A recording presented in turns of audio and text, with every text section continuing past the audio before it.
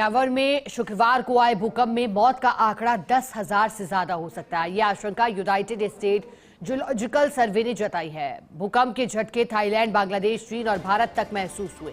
एक रिपोर्ट के अनुसार म्यांमार की सैन्य सरकार ने कहा कि अब तक 800 से ज्यादा लोगों की मौत हुई है, जबकि 2000 से ज्यादा लोग घायल हुए। उधर थाईलैंड में 10 लोगों की मौत की सूचना है। इस तरह इस आपदा में अब तक 800 से ज्यादा लोगों ने जान गंवाई है। म्यांमार और थाईलैंड में ये 200 साल का सबसे बड़ा भूकंप है। भारी तबाही के चलते म्यांमार के 6 राज्यों और पूरे थाईलैंड में इमरजेंसी लगा दी गई है। राहत और बचाव का कार्य जारी है। अब जरा सोचिएगा, धरती हिली और चीख पुकार मची क्योंकि भूकंप की तीव्रता 7.7 रही। ये ऐसी तीव्रता जिस तीव्रता में इमारतें गिर जाती हैं, धरती के नीचे के पाइप फट जाते हैं। और माना जाता है कि भूकंप जब आता है तो टेक्टोनिक प्लेट में घर्षण होता है, जिसके चलते इस तरह की परिस्थितियां होती हैं। कई बार रिवर्स फॉल्ट होता है, जब धरती का एक हिस्सा आगे की ओर खिसकता है। फिर सामान्य फॉल्ट, जब धरती का एक हिस्सा पीछे की ओर खिसकता है। और ऐसे ही एक फॉल्ट ये भी कि जब धरती का हिस्सा आगे या पीछे की ओर खिसकता है। लेकिन 3 तस्वीरें भूकंप की भयावहता को दर्शाती हुई। 1000 लोगों की मौत हो गई है। अब तक युद्ध स्तर पर राहत कार्य चल रहा है। और ऐसी चौंकाने वाली तस्वीरें म्यांमार से सामने आई, जहां जो इमारतें हैं, हाई राइज बिल्डिंग है, वहां से झरना बहने लगा। जो ऊपरी मंजिलों पर स्विमिंग पूल है, उसका पानी धरती के हिलने से नीचे की ओर आ गया। एक निर्माणाधीन इमारत ढह गई। लोग अपने घरों और दफ्तरों से बाहर दौड़े।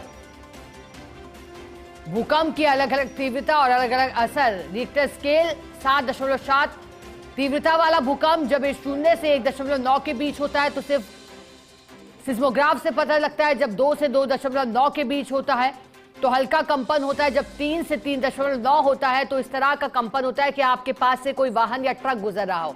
जब 4 से 4.9 के बीच पहुंचता है तो फिर दीवार पर टंगे फ्रेम या फिर अन्य वस्तुएं गिर सकती हैं। 5 से 5.9 जब भूकंप की तीव्रता होती है तो भारी सामान घरों का, चाहे फर्नीचर हो, टीवी, फ्रिज हो, ये गिर सकते हैं। जब ये 6 से 6.9 के बीच पहुंचता है तो इमारतों के ऊपरी हिस्से को नुकसान हो सकता है, नींव दरक सकती है। और जब ये तीव्रता 7 से 7.9 के बीच होती है तो ये तबाही वाले भूकंप की श्रेणी में आ जाता है। और ऐसे में इमारतें तक गिर जाती हैं, जमीन के अंदर हलचल होती है, पाइप फट जाते हैं। और जब 8 के बाद तीव्रता होती है तो फिर बड़े बड़े पुल तक नीचे आ जाते हैं। लेकिन ये तीव्रता 8 के करीब ही रही है, इसलिए भयंकर नुकसान।